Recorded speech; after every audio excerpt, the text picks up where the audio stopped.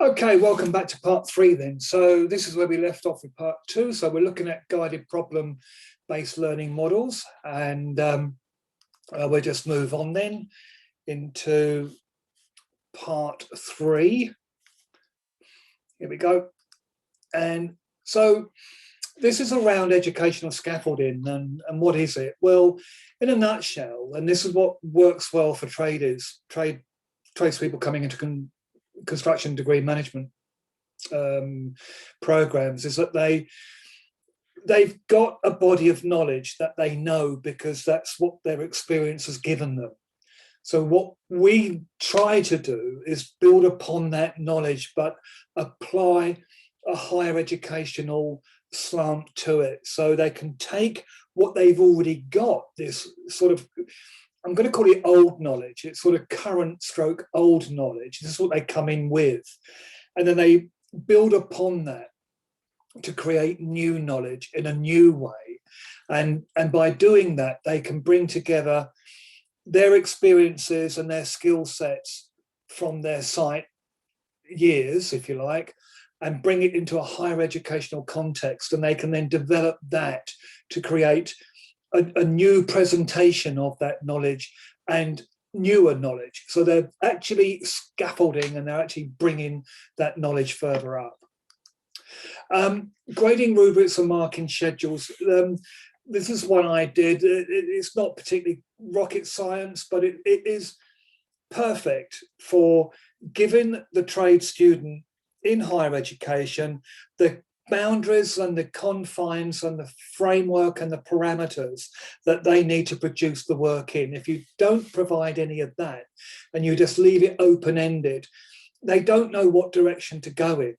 And from what I found over the last 30 years or so, is that these students, they're kinesthetic workers. They work with their hands and they tend to create things, and they like to see an end result. They like that framework and that structure that they work within. And if I just said to them, well, I want you just to build me something, anything you want, they'd be completely stuck. They can be completely lost.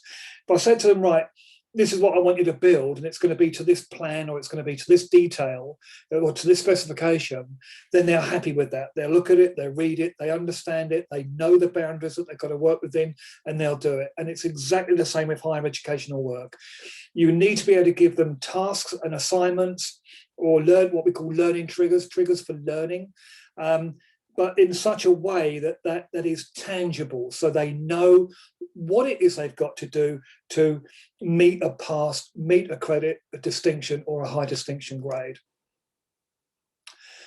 Embedding HE expectations into core subjects, I think this is really, really good. As I said before, there tends to be a little bit of stigma from some students, and they said this to me over the years and in the past, is, I say to them, look, I know you know your stuff, but the report that you've provided isn't grammatically correct. You're not referencing, you're not sourcing any information from anywhere else, or you're not researching, you're not using any in-text citation.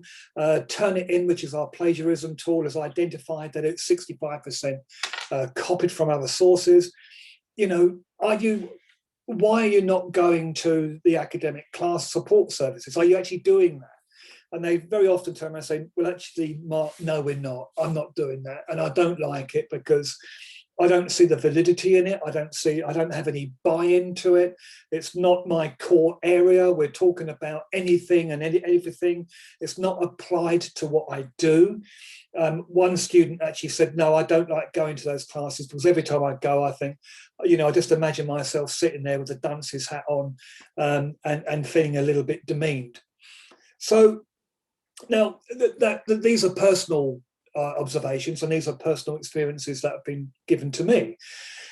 So, if students are feeling that, then they need to have buy-in, and they need to feel that they're not singled out or targeted, that they're not any different to anybody else in the class or in the group. So if what we do is embed our higher education expectations within the core subjects, I know it means extra work for us lecturers, But if we can do that in a very clever and seamless way, then through default, they do that. So in my grading rubric, for instance, I actually put down presentation of report. And the presentation of the report will be, all those areas about it, that you've used appropriate researching, that you've used referencing, that you've used in-text citation, that the report is structured well, and so on and so forth, okay? So to me, from my experience, this is what I find works very well with them. Sorry. Lecturer approachability. Now, this is really big. If you are a lecturer who is approachable, that people want to be with, a bit of a live wire, not afraid to say something wrong, that creates a learning environment, that somebody is there for the student, then those students will connect with you. Okay. Now, you're not there to be everybody's friend. I know that. But to be there in a learning environment, a learning safe, friendly environment is an environment that I find works best. We all remember a good teacher, and we all remember the subject that teacher taught. A lot of people that I've met in the past have actually said to me, I became a historian because back in my university, I remember Professor Anthony Quiney, when I studied architecture, delivered the history of architecture. I loved history of architecture. And that was because of, directly attributable to Professor Anthony Quiney at the University of Greenwich many, many, many years ago. In the same way that we remember a good teacher or a good lecturer, we remember a bad one. So we remember those ones that are cold and frosty, that give you very little help, that lock the door because you're late and you can't get in, and you're standing there looking through the glass panel and everyone can see you and they're sniggering, and it's demeaning, it's embarrassing, and and straight away your hackles are up because it's the lecturer that's put you in this position. You know what I mean? And and that's very challenging and very difficult for a trade student coming in, a non-traditional student coming into the higher education establishment. All of that together then brings us this, or should bring us this, really good, vibrant learning environment where we learn from one another without any inhibitions. I've always said this, I say this to my groups year on year, for every single class that I've taken, every single subject. Don't look at me as being the knowledgeable guru on this. There are lots about this subject that I know very little about that you will know a lot about. So with that in mind, what we do together is what we create a learning environment where we learn together. There are no silly suggestions. There are no silly questions. And we must respect each other. And I don't even need to say that, because in my experience, the environment that you create, that caring, supportive, educational learning environment, is such that respect comes out of that naturally. Yep, there's some robust conversation, but not the sort that is threatening, okay? I think finally on this one, enculturation, what does that actually mean? Well, to be able to be part of an establishment and to change, to move into and to adapt into that way of thinking, that lifestyle. A friend of mine many, many years ago, who's an architect now, said to me, when I go to university, I feel a cultural change and a shift within me. I'm changing, my thinking is changing.